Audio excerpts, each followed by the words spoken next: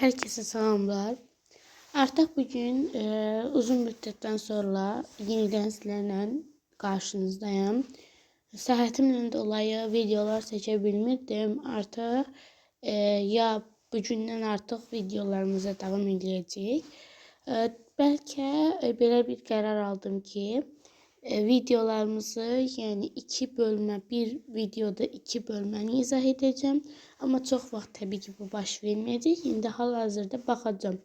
Əgər vaxtımız alınsa, iki videonun iki bölməni izah edəcəm. Çünki artıq biraz geridə qalmışıq. Artıq proqramla məktəbdəki proqramlara baxsaq, artıq siz 3-cü bölmədəsiniz. Amma yenə də ikinci bölmənin sonundayıq. Yenə də sizlərlə çəkəcəm. Yəni bu da demək deyil ki, biz 3-cü bölmədəyik. Yəni məktəb 3-cü bölmədədir və mən də 3-cü bölmədən artıq başlayacağam. Harda qalmışamsa orada başlayacağam. Sadəcə çalışacağam biraz 6 bazar günləridir qabağa gedim ki, yəni izahlarına baxıb başa düşəsiniz. Nəsə çətinliyiniz olsa baxıb başa düşəsiniz. Yenə də gəlin vaxt itirmədən başlayım. Time to watch var. Deməli, birinci tapşırıqda mətin verilib. Mətni oxuyuruq, tərcümə edirik. Ona aid suallara cavab veririk. Deməli, Mark Wiens haqqındadır. Mark Wiens is a YouTuber who shares 2 videos a week about traveling and food. Mark Wiens həftədə 2 dəfə səyahət və yeməklə bağlı vlog paylaşan YouTuberdir. He interviews people from different parts of the world about their culture and traditional recipes. O, insanlardan dünyanın müxtəlif yerlərinin mədəniyyətləri və milli reseptləri haqqında intervyu götürür. With nearly 9 million subscribers and over 1.7 billion views across his videos, Mark Wiens is the most popular travel vlogger. Deyir ki, yaxın 9 milyon abunəçisinə yaxın və 1.7 milyon videolarına görüntü olan Mark Wiens məşhur yemək, səyahət vlogeridir. Apart from food and traveling, his other hobbies are hiking, backpacking and enjoying nature. Burada apart, yəni ondan başqa deməkdir. Yəni yeməkdən və səyahətdən başqa onun digər hobbiləri də hiking, təbiətlə həzz almadır. Mark Wiens has traveled a lot of destinations including Turkey, Italy, Spain and Portugal. Mark Wiens çoxlu yerlərə səyahət etmişdir. Onlar Türkiyə, İtaliya, İspaniya və Portuqaliyadır. He visited Azerbaijan in 2022. Deyir ki, o Azərbaycana 2022-ci ildə səyahət edib. Deməli, bu suallarımıza da davam edək. Birinci sualımızda deyir ki, how often do Mark subscribers see his videos on YouTube? Deyir ki, Mark'ın abunəçiləri videolarını YouTube'da nə qədər müddətdə görürdü? Deməli, Zey, onlar 2 dəfə görürdü. Çünki həftədə 2 dəfə video paylaşırdı. Zey, see the videos, səhv yazdım sözüm.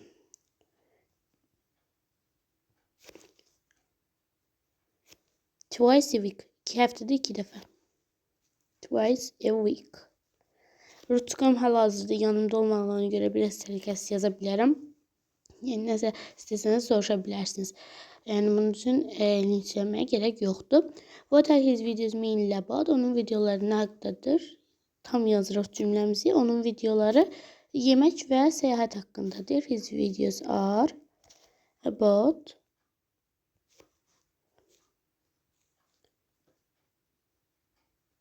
food and travel.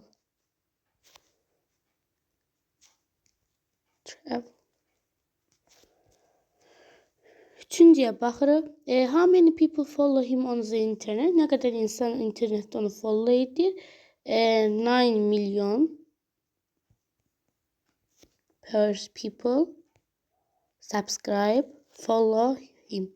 Yəni 9 milyon insan onu izləyir, follow him.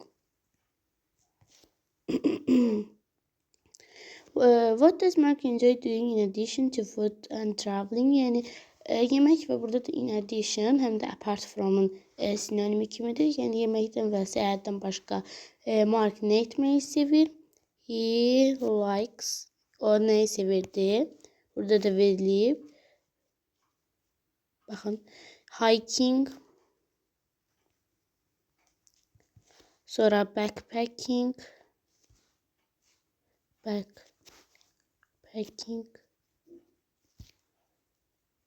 enjoying nature yazır. Enjoying nature.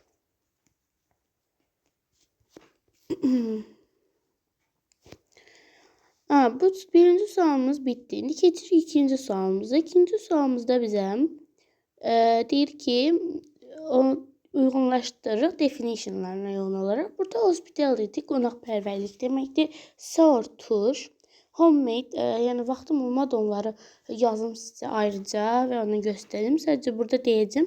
Səsimdən qeyd edə bilərsiniz. Yenə də başa düşməsəniz şərtdə yazın, mən sizə onun izahını verəcəm. Hospitality qonaqpərvərlik, sour tuş, homemade ev yeməkləri, traditional milli, disaster bilsiz dağınıq, ruined xarab olmuş deməkdir. Hospital deməli oxuyaq cümləmizi və ona uyğun birləşdirək. Deyir Azərbaycanlı people always show tourist warm hospitality. Deyir Azərbaycan insanları həmişə turistlərə qonaqpərvərliyini göstərir. Deməli burada friendly and burada hospitality'nin mənasını nə götürə bilərik? Friendly and generous behavior towards guests, yəni dostcanlı və səxavətli davranış. Qonaqlara dostcanlı və səxavətli davranış, yəni 1-ə FC'dir. İkincidə the strawberries were sour, so I put sugar on them. Deyir çiyələklər turşu idi və onun üzərinə belə ki pesox, yəni şəkər də əlavə etdim. Sour burada turş deməkdir. Burada variant C olacaq. Having a taste like that of a lemon. Deyir ki limon kimi dadı olan dad. She offered the guests coffee and homemade cooks. O deyir qonaqlara kofe və ev yeməkləri, evdə bişirilmiş şirniyyatlar təklif etdi. Homemade də, yəni burada B olacaq, variant B. Made at home and not bought from a shop. Deyir ki, yəni evdə hazırlanmış, mağazadan alınmamış deməkdir. The traditional Azərbaycan breakfast consists of butter, different types of white cheese and cream. Deyir milli Azərbaycan səhər yeməyi yağ, müxtəlif növlərdə olan pendir və krem daxildir. Yəni burada milli olacaq variant E. Following the customs that have continued by a group of people or in society for a long time. Yəni burada deyir ki, adət-ənənələrə uyğun olaraq davam edən söz deməkdir, yəni milli deməkdir. Burada deyir ki, the cake the cake was a complete disaster, no one could eat. Yəni disaster dağınıq deməkdir. Tort dağınıq halda idi, yəni yeyə bilmədim. Burada olacaq to spoil or destroy something completely. Dağıtmaq deməkdir. Tamamilə neysə dağıtmaq. Variant D. I put too much salt in the sauce and ruined it. Mən ona sosa çoxlu duz qatdım və o xarab oldu. Deməli xarab oldu, yəni artıq uğursuz alındı. Burada da variant E olacaq. Something that is very unsuccessful or extremely bad. Bu da bizim bu tapşırığımız. Burada da artıq bunu mən yəni çəkəcəm. Onun üçün ayrı bir video izah çəkəcəm. Çünki belə məndə QR kod işləmirdi. Mən onu yəni yoxladım, işləyir. Yəni açıb baxa bilərsiniz özünüzdə, amma yəni məndə telefonda bəzi problemlər var deyə onu inşallah həll eləyim, sizlərə bu tapşırıqların izahını verəcəm. Və bugün dedim writing-də çəkim, çünki artıq burada da bu bir tapşırıqda da o videoya aiddir. İstədim o videoya aiddir. Yəni həmin QR kodu inşallah çəkim, görüm necə alındıra bilirəmsə. Düzəldim telefonda onu və sizlərə ayrıca bir video kimi onun izahını çəkim. Amma əgər özünüz işləyə bilirsiniz, nə gözəl mənə, nə xoş mənə, yəni nəsə başa düşməsəniz, çalışım həll edeyim, sizə izahını çəkəcəm. Writing-də də topic sentezdir. Uşaqlar, bunu mən izah eləməyəcəm. Çünki artıq bu cür writingləri keçən il 7-ci sinifdə gördüyünüz kimi mən sizlərə hamısını bir-bir izah eləmişdim. Yəni topic sentez nə deməkdir? Yəni paraqraf olur. Paraqrafın başlanğıcında gələn cümlədir. Yəni ümumi məlumat verir. Harada baş verir, kimlə baş verir, nə zaman baş verir. Yəni burada elə bir qeyri-adi bir şey yoxdur. Burada da deyir ki, tapşırıq 1-də də deyir ki, topik sentezləri oxu və qərar ver ki, o yaxşıdır, yoxsa pis. Tamam, gəlin oxuyaq. Deməli, it is important, yaxşı və yaxud da pis olduğunu təbii ki, siz qərar verəcəksiniz. Çünki bu əslində özünüzə aid tapşırıqdır, amma izah da eləyəcəm. Sadəcə tərcümə edəcəm, düşünün siz. Girişsə, yəni topic sentezi uyğun cümlə, yəni yaxşı cümlədirmi, pis cümlədirmi, ona siz özünüz qərar verəcəksiniz. Yəni mən öz fikrimi deyəcəm. It is important to eat well in the morning. Deyir ki, səhərlər yaxşı yemək önəmlidir. Bu topic sentence üçün, yəni yaxşı deməyim, çünki bilirik ki, topic sentence hamısı topic sentence, yəni öz siz fikirlərinizi təbii ki, deyəcəksiniz. Yəni mənim üçün yaxşı deyil. My best friend and I enjoy eating vegetable salad. Deyir ki, yəni mən və mənim ən yaxın dostum tərəvəz salatı yeməyi sevir. Bu da tərcümə eləyirəm. Siz indi fikirləşin. Siz o giriş topic sentence veriləcək cümlədirmi ya yox? Quba is the best place to live in Azərbaycan. Quba Azərbaycanda yaşayacaq ən gözəl yerdir. Bu mənim üçün yaxşıdır. Yəni it is good. I will never forget my winter holiday in Norway. Mən Norveçdə heç vaxt mən qış tətilimi unutmayacağam. Sushi is the most unusual food in this restaurant. Sushi bu restoranda qeyri-adi yeməkdir. People don't like raw meat. İnsanlar çiğ ət sevmirlər. Yesterday I had a terrible day. Dünən mənim qorxunc günüm idi. Deməli, buradakı cümlələrdən yaxud da bir dənə burada əslində yəni bu B variantında çox da belə əsas bir şey vermir. Yəni oxuyursunuz, sadəcə mətn quracaqsınız. Mətni də bunlara uyğun quracaqsınız. İkincidə deyir ki,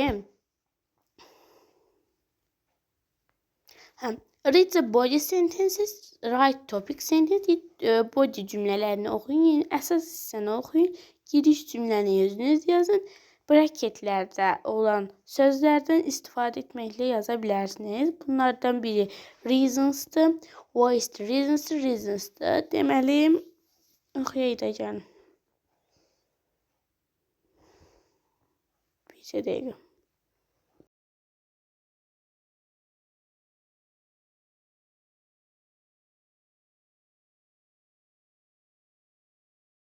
Deməli, uşaqlar, səsim gəlir. Deməli, burada ikinci tapşırıqda qalmışdıq. Burada nə edirik?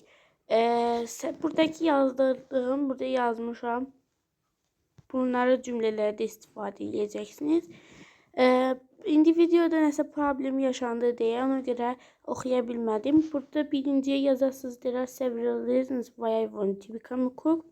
Burada yəni oxuduqlarımız əsasını çıxarda bilərik nəticəni. İkincidə yazə bilərsiniz, making a tasty dish is a part of art.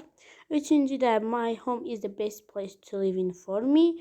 Dördüncü yazə bilərsiniz, the dogs are best friend of the human. Üçüncüdə də cütlərlə işdir. Yəni siz bunu sinifinizdə cütlərlə iş olaraq edəcəksiniz. Mövzumuz bu qədərdir. Bugün niyə tez elədim? Bunları oxuyacaqdır. Amma axıra kimi qulaq asın. Səsim çünki səsdə problem yarandı və onu səhərdən düzəltməyə çalışıram. Sadəcə videosuz qalmayın deyə mən indi sizlərə videonu çəkdim. Növbəti video artıq tam hazırlanmış şəkildə olacaq.